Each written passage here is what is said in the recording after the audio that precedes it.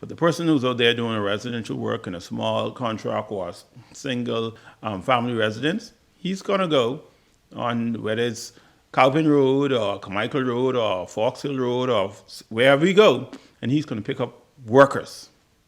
He's not going to be so much concerned about their right to work status because he has a small project and he has to get it out.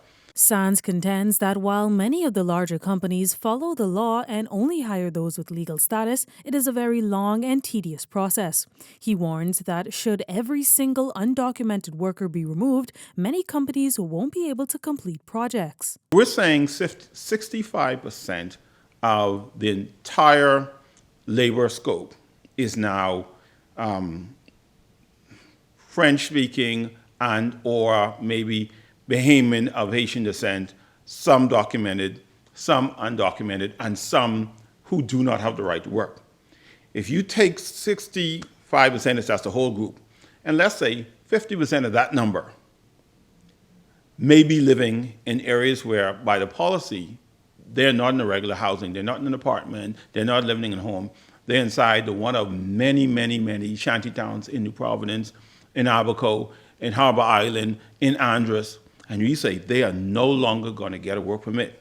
That absolutely, without a doubt, will impact most projects of any sizable scale throughout the length and breadth of the Commonwealth of the Bahamas. It is undeniable it will. When asked if cheap labor is an incentive for contractors to hire those without legal status in the Bahamas, Sands says that that's not much of an option anymore. I don't know where you would find cheaper labor because one of the dynamics that I think everyone recognizes once they come to the Bahamas is there's a demand for labor.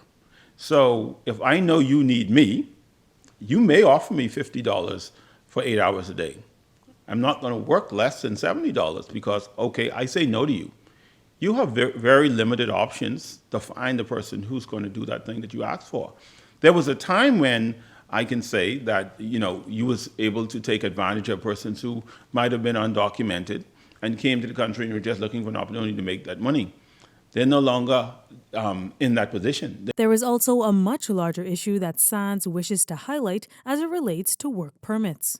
I want to highlight to the Minister in the Department of Immigration that there are a lot of persons applying for work permits at the lowest end and then showing up to projects all over the country, engaging in work where they make between $50,000 to $60,000 to $70,000 a year because they're doing work at a skill level, but they're paying a work permit at the base level, and that should be investigated.